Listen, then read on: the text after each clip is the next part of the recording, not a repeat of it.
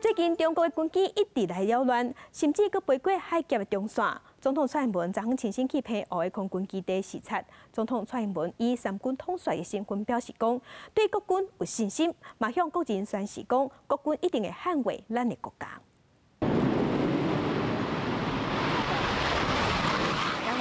中国国战机伫咧空中进行例行性演习，要替国人看顾台湾西部海空的安全。面对最近中国解放军派军机驶来台湾，蔡总统今日是行脚到去澎湖马经基地，视察就伫咧咱空防第一线的空军天驱部队。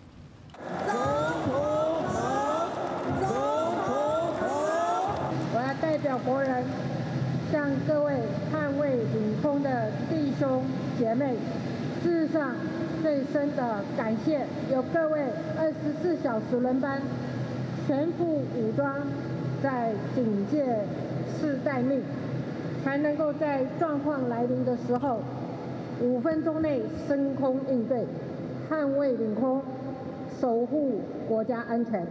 之前你会使看到，伫咧记者后壁，即个就是建国号 IDF 的万字弹，伊会使伫咧地面发动正大的攻击，甚至会使甲人的机场摧毁。这也咪是展示伫咧澎湖马经基地，就是要展现国军捍卫国土安全的决心。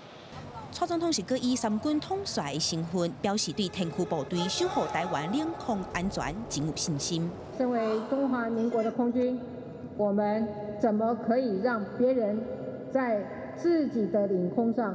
耀武扬威。身为三军统帅，我要向国人保证，我们的国军官兵可以捍卫国土、守护区域和平的钢铁劲旅。 中秋时到一到，总统蔡英文也特别发加菜金，特赦国军的兄弟姊妹拍拼，官兵也送总统一领 IDF 空军飞行夹克，要给蔡总统。感谢总统专工来视察，也强调会继续守护台湾的国土安全。记者阿明记小桂林澎湖报道。